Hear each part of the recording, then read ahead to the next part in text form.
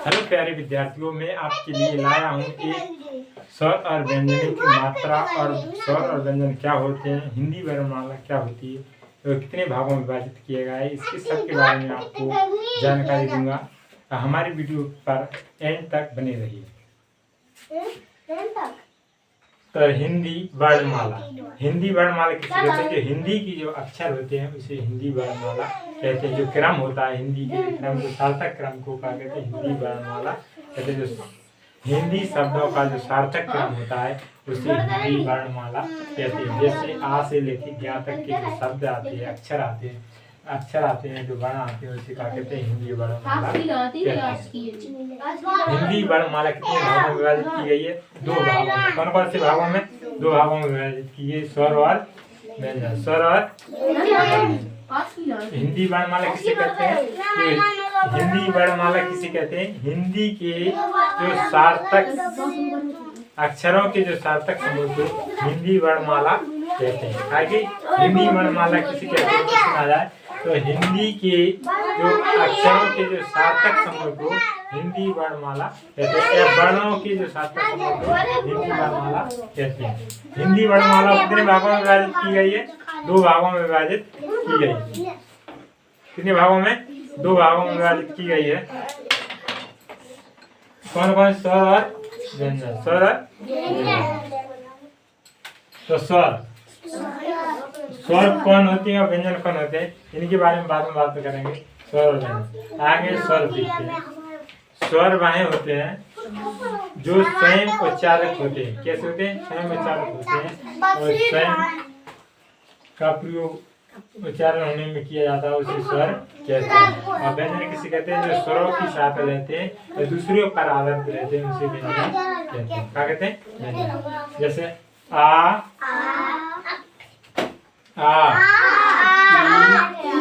ई ऊ री ए आई ओ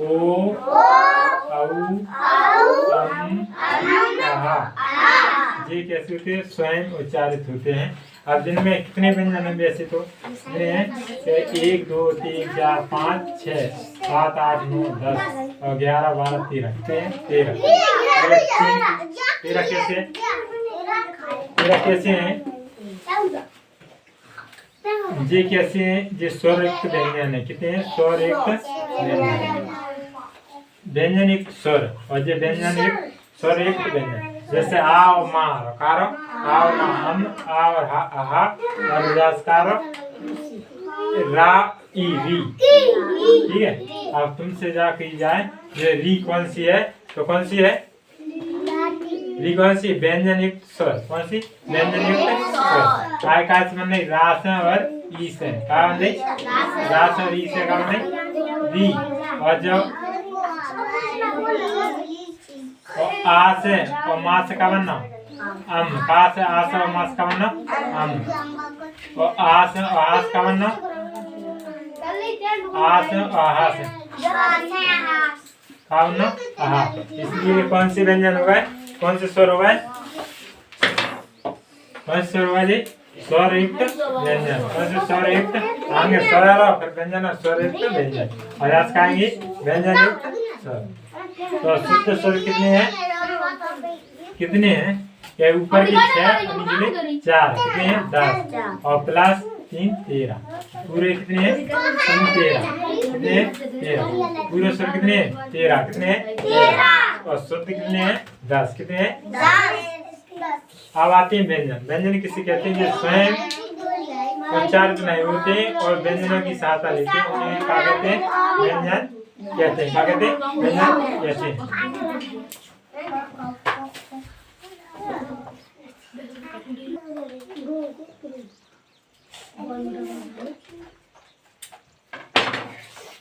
तो जाइए एक बार उच्चारण करके देखेंगे। आ जो बड़ा है उसकी ध्वनि ज्यादा दुगनी होनी चाहिए। कितनी होनी चाहिए? दुगनी। छोटे से कितनी होनी चाहिए? दुगनी। यानी छोटे आ की वॉल्यूम इतना है तो बड़े आ का वॉल्यूम कितना होना चाहिए? इतना। छोटी का इतना, बड़ी का इतना। छोटा होगा इतना, बड़ा होगा इतना। ठीक है। आ ई ऊ री ए आई ओ आहा। अब आती व्यंजन की बात। व्यंजन का आपने समझ लाए स्वरों की सहायता से बोले जाने वाले शब्द को व्यंजन कहते हैं।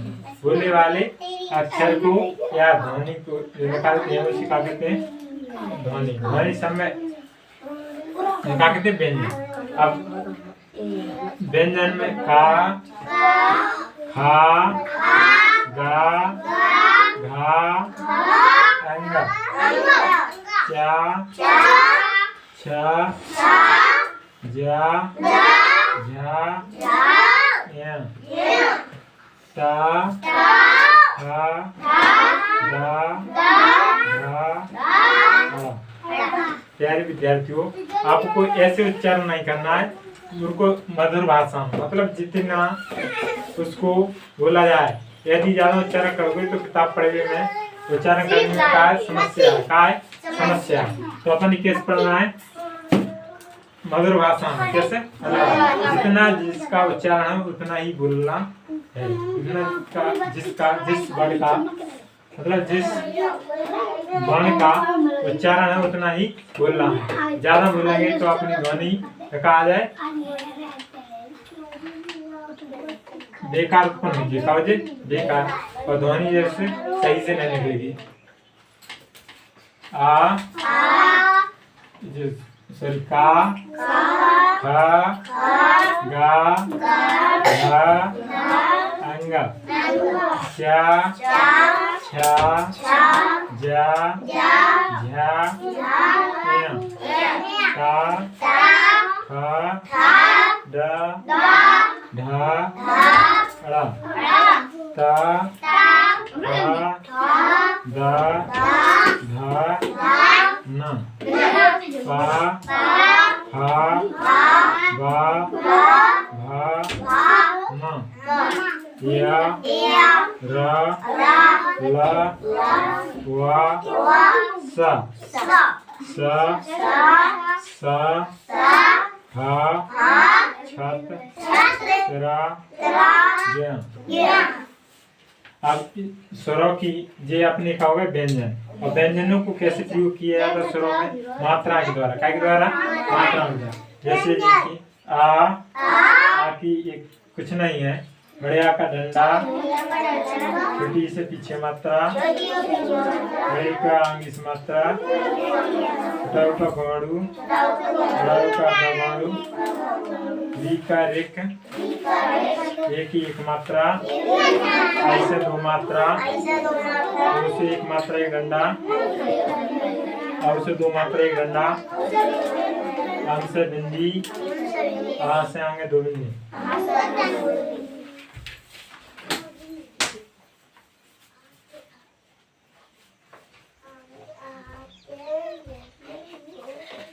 आवाज ना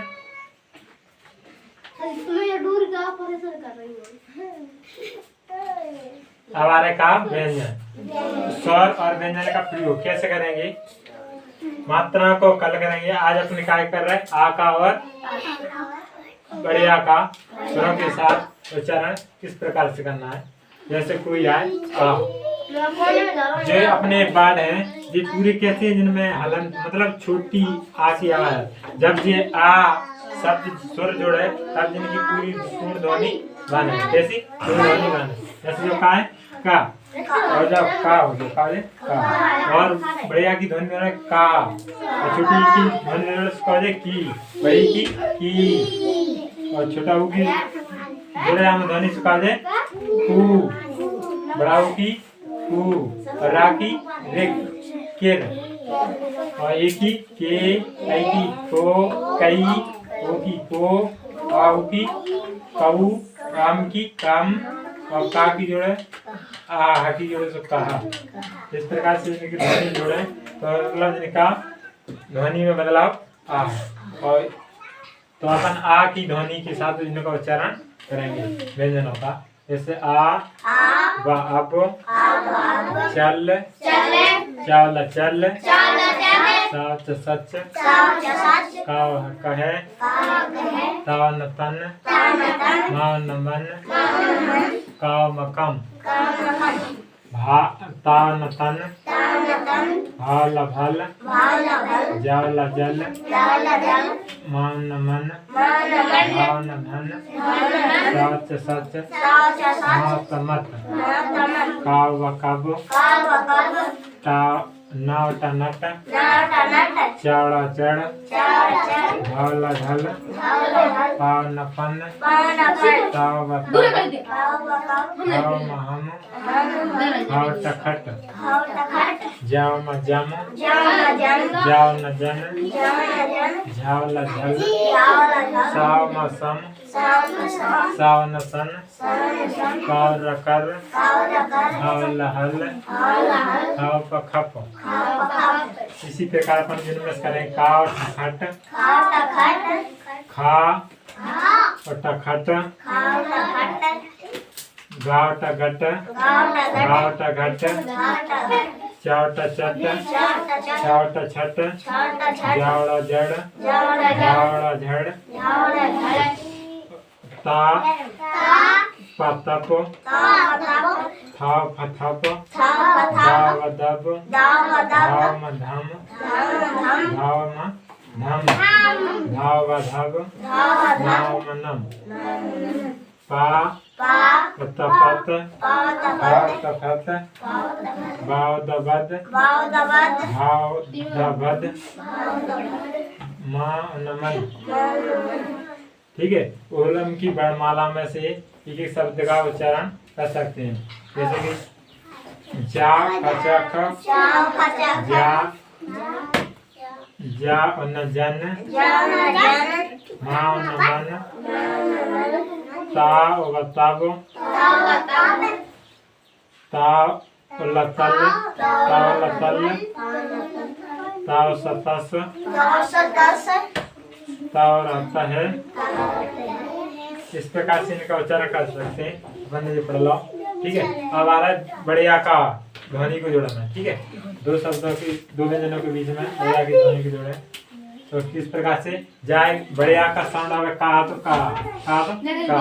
अब बड़े आ को ध्वनि जोड़े तो जब तीन आ का उच्चारण कर खाएगा आ डंडा लगा जा इसका हो जाए काम साम आन पान राम आना खाना जाना खाना काला तारा बादा पापा कला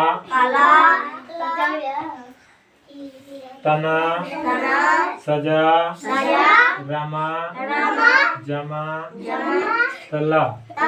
इस प्रकार से इनका उच्चारण कर सकते हैं। जय हिंद जय भारत। जय हिंद।